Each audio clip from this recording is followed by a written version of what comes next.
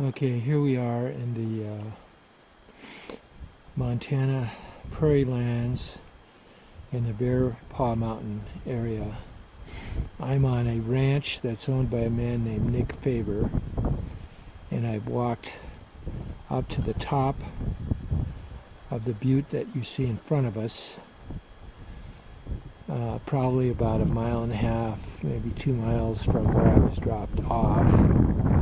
I spotted quite a few deer along the way. When I got here, I was looking down and I saw 2 doe and a buck. I was trying to decide what kind of buck I was going to shoot, and I decided I would shoot a 4-point if I saw it, because this is the 4th day of the hunt, and this had nice high antlers over his head, and I had him in my sights and pulled the trigger, and there you see him dead on the ground. The horns are not quite as large as I thought, but it is a 4x4. It just doesn't have the front 2 developed quite to the extent that I thought he did. But as you can tell from the deer itself, it's a very high horn, probably the highest horn of any deer that I've shot. You can also tell by the body that it's a substantially large deer.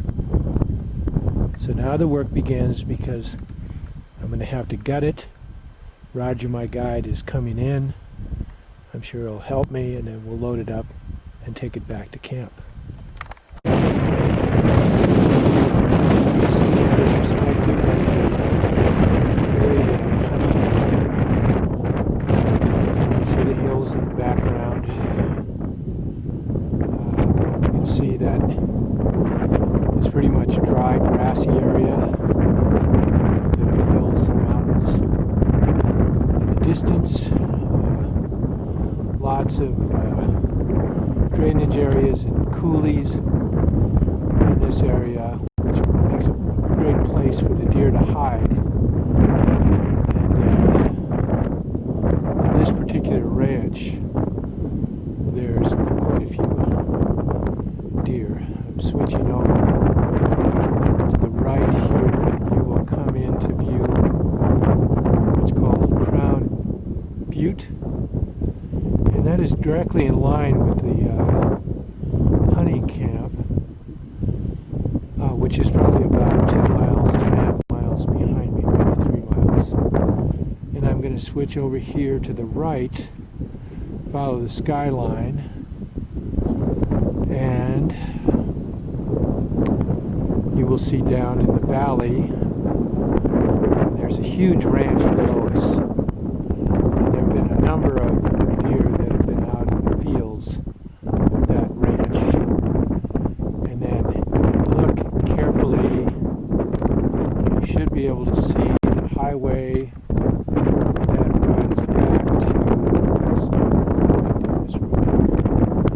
that runs back to Haber, or actually it runs back to Chinook. It catches the highway to Haber. And then I'm going to continue to scan again. And you'll see the butte that I was on, that I shot from. It was probably 130 yards.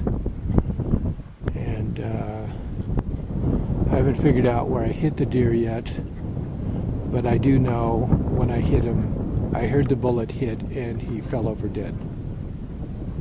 Eric in Montana. Roger told me exactly how to hunt this, and we went up here today and saw this buck. Wanted to get a 4x4. It's got a big neck, so I shot it. Okay, this is Roger, our guide, and he is washing our vehicle, which has been nicknamed the Pickle, and you can tell by the color why. And it's a very substantial. Hey Roger, what year is this? 81. 1981. And Roger, do you want to tell us about the little dent that's in the front of the vehicle? Oh, I will surely tell you about the little dent in the front of the vehicle. I had a hunter that couldn't see very well. And I let him give me instructions on going through this little twisty area, slipping and sliding, and he said, oh, you got plenty of room. And then what happened? Whoops. Yeah, Roger did warn us. I happened to be in the back seat. That's how the windshield got broke. We plowed right into a tree. But, you can see it's as good as new because Roger got his tools out and fixed it, and it runs fine. And it's been able to transport us across all of this rugged country that surrounds us. But Roger's beautifying it before our next hunt. I'm on my last hunt. I'm going out for my last afternoon, and we'll be hunting white-tailed doe. Yeah, this is the area where they bring the deer in and then to process. The middle deer is the one I shot last night. So look real closely. You'll be able to see exactly where I hit it, exactly where I was aiming. So as soon as that shot, my deer is the only buck amongst the four. The three are doe. They've been taken in the last couple of days, and they're hanging up ready to be processed. And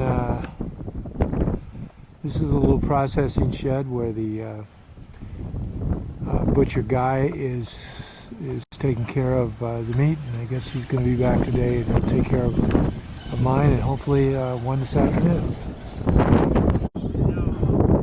This is a view of the lodge.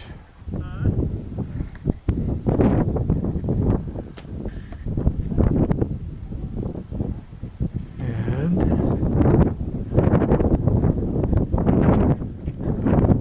swing around here and you'll see the panorama of mountains that surround us. And all the area we're looking at is huntable because it's all of these three ranches that they have access to. It's the Mitchells, the Haldermans, the Favors. Oh, and there's one more, a guy named Cox. So you can see it's prairie and mountains. And there's a lot of wildlife that are in this area. It's a grain bin over there. In the distance is a school, and then we're back in the parking lot.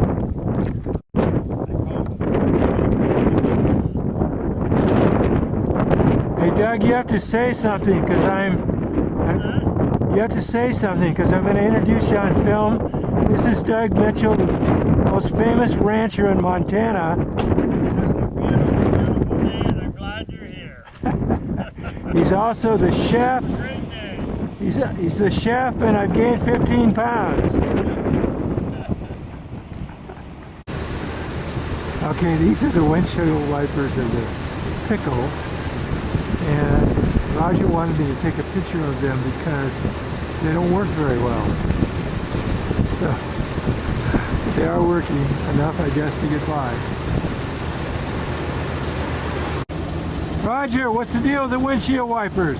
Well, this way it sprays on the window when we go 40 miles an hour. See, I got it set for 40 miles an hour. That way the windshield gets cleaned off. Otherwise, it just cleans the hood? Yeah. All right, well, let's hope it doesn't rain.